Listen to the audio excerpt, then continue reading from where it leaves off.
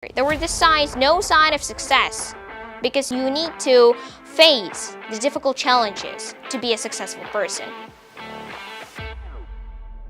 Mana shu ingliz tilini o'rganishimga 1,5 yil, 2 yil vaqtim ketdi. Birinchi bo'lib YouTube'ga kirganman. Ingliz tilini noldan o'rganish deb yozganman. Oilamizda hech kim ingliz tilini bilmaydi. Repetitorga bordim 3 oy, lekin rezultat bo'lmadi. 你只要什么名字你再说一遍，也会说中文吗？ Ingliz tilidan tashqari yana Xitoy tilini o'rganyapman. 1 yil oldin yapon tilini o'rganishni boshlagan edim. Bir kunda o'zimni dars qilishga 4-5 soat sarflayman. Keyin kechqurun ham o'zim ustimda ishlayman.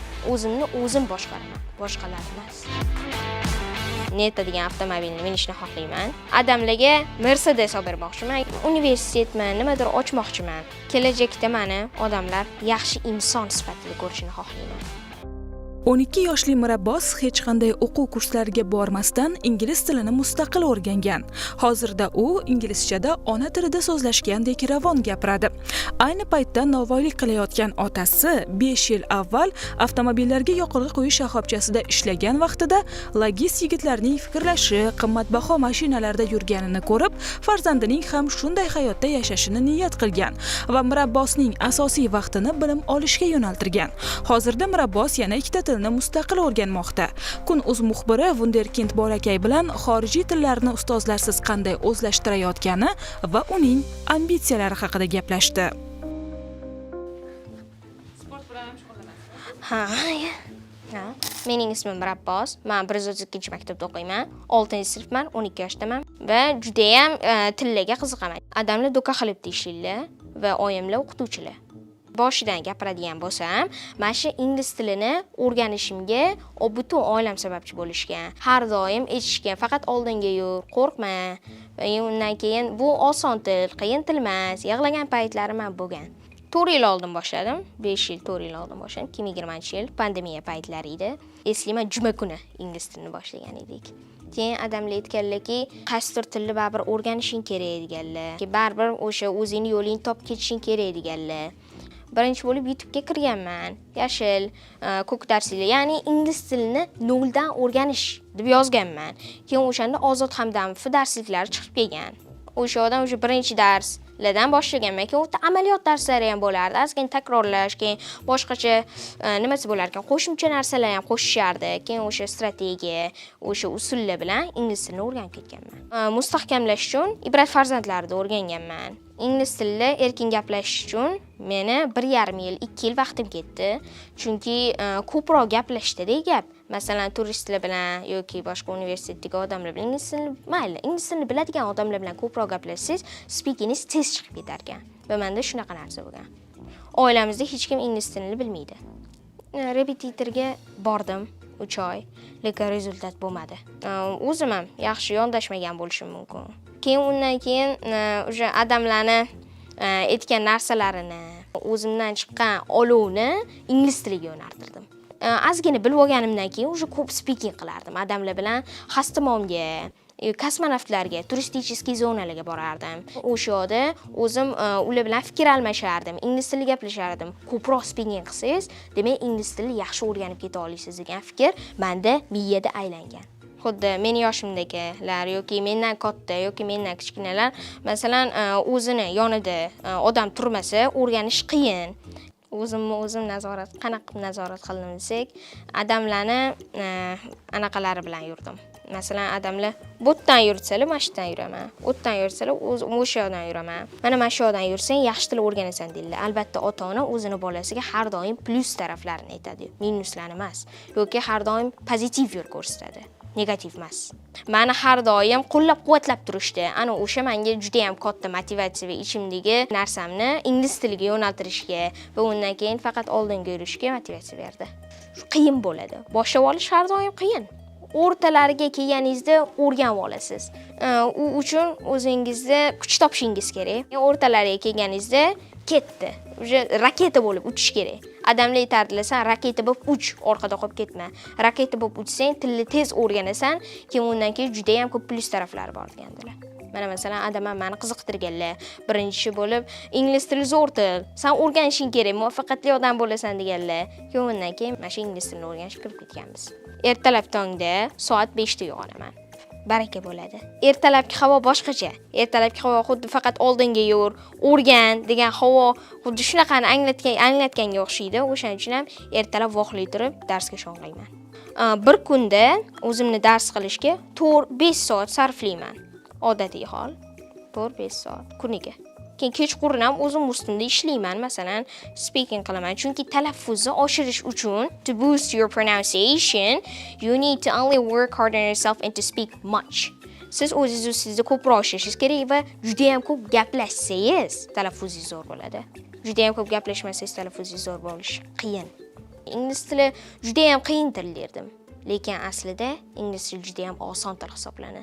Qachonki o'zingizga qiyin desangiz, qiyin deb o'ylaysiz va qila olmayman deb o'ylaysiz. Qachonki men qila olaman, ingliz tili oson til deb o'ylaysiz, qila olasiz. Birinchi marta o'rganganimda hello, how are you, how old are you, salom, qalaysiz, necha yoshsiz, shunaqa so'zlarni o'rgangan edim. Unda 8 yosh bo'lgan edim.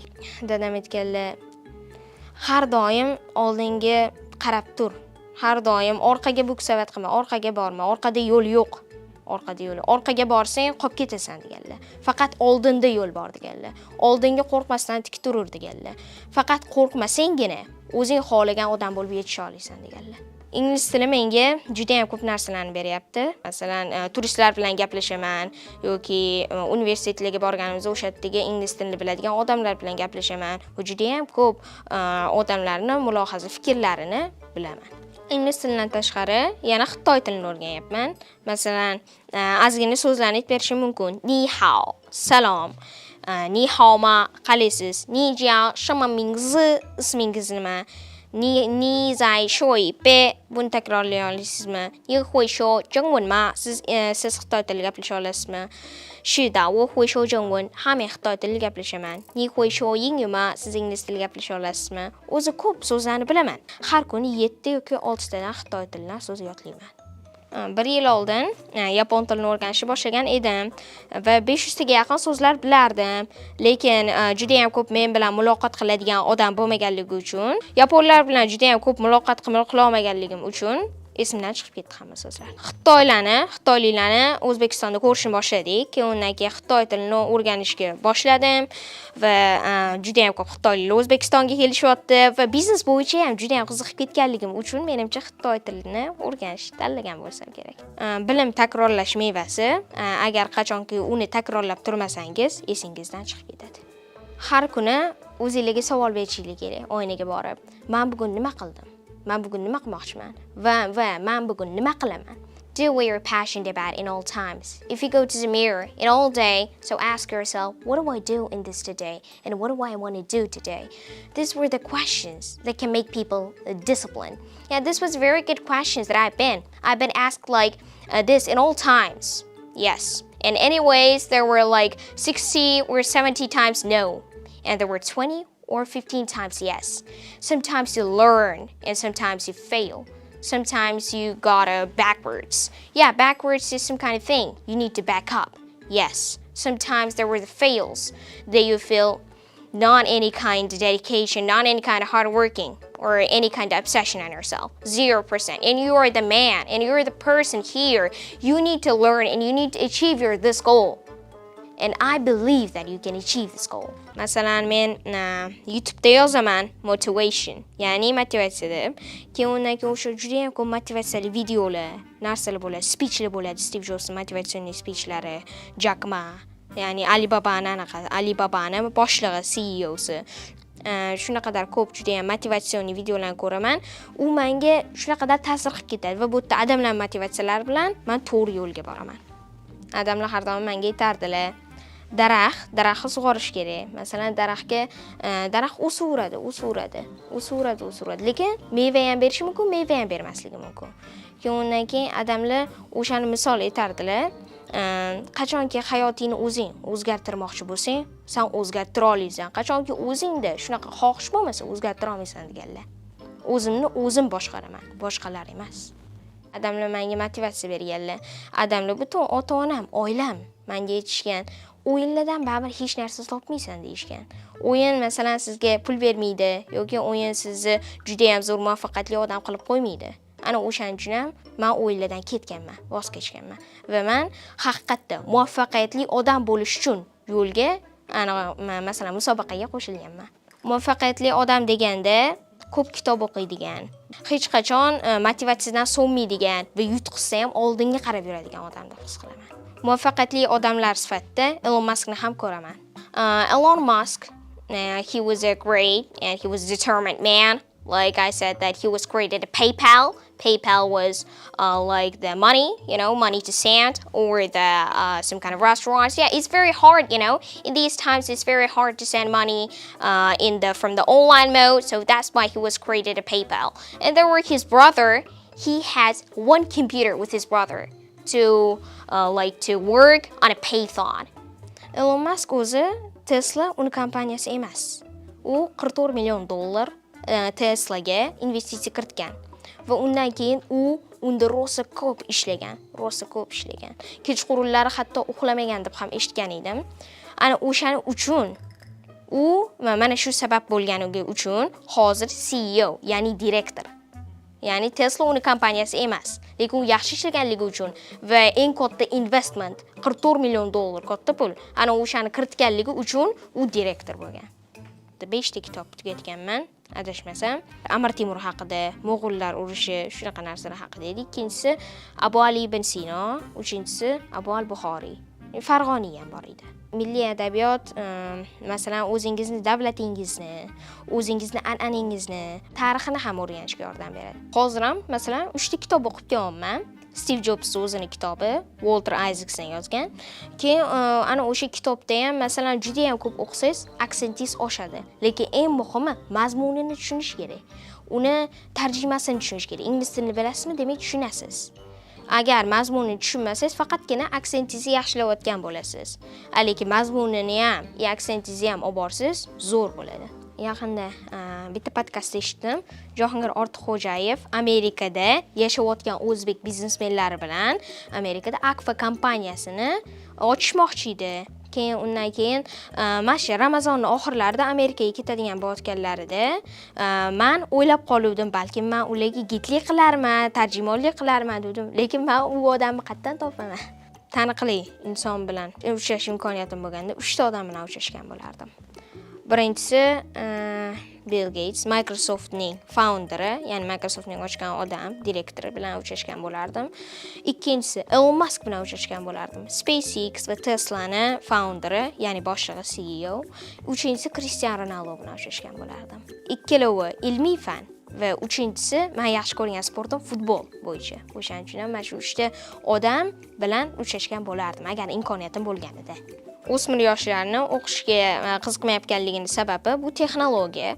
Masalan, yaqin 50-40 yilni olsak, telefonlar chiqib ketdi, kompyuterlar chiqib ketdi. Ularni mana shu texnologiya to'sib turibdi. Agar bu texnologiya bo'lmasa, masalan, bu ilmlarni o'rganib olishligi mumkin.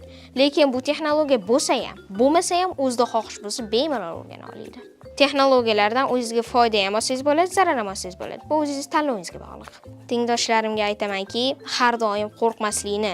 I advise you to go forward only and not to go backwards, because backwards is in dark days. So there were dark days for everyone, and I understand it. And there were some misunderstanding things that you can face in the during the year or during the successful or remarkable run. And I want to tell you that learn from your mistakes, because if you learn from your mistakes, you can be a successful person. Just be on yourself. Calm down. You are on here, present, and you will be a successful person in the future.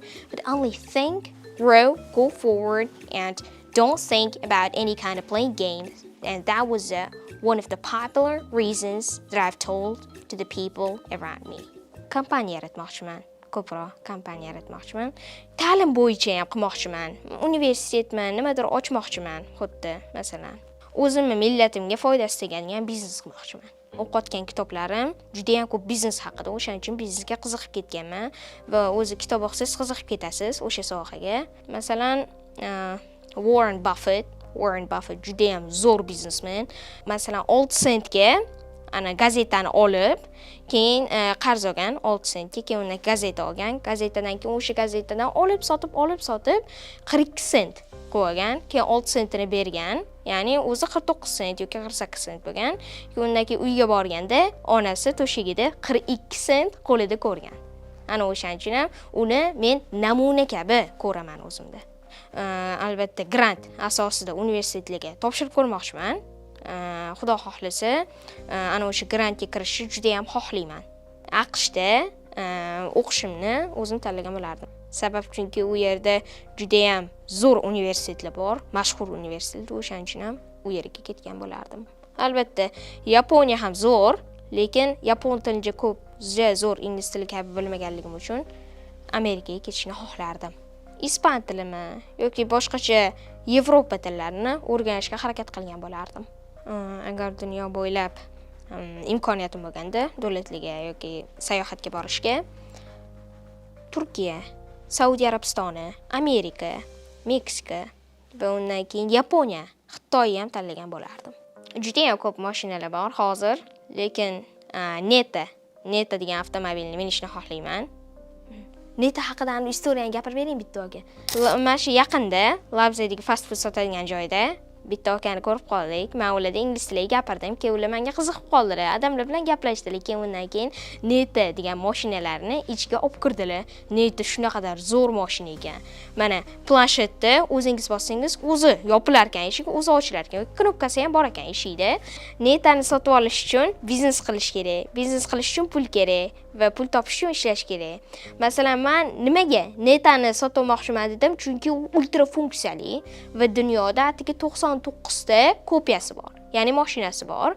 Keyin undan keyin bilmayman, qaysi davlatda ko'p, qaysi davlatda kam, lekin albatta sotib olganlar bor. Va men mana shu mashinaga qiziqaman va kelajakda odamlarga Mercedes olib bermoqchiman. Agar undan ham zo'r mashina chiqib ketsa, undan ham zo'rini olib beraman. Oyimlarga ham, butun oilamga. Kelajakda meni odamlar yaxshi inson sifatida ko'rishini xohlayman.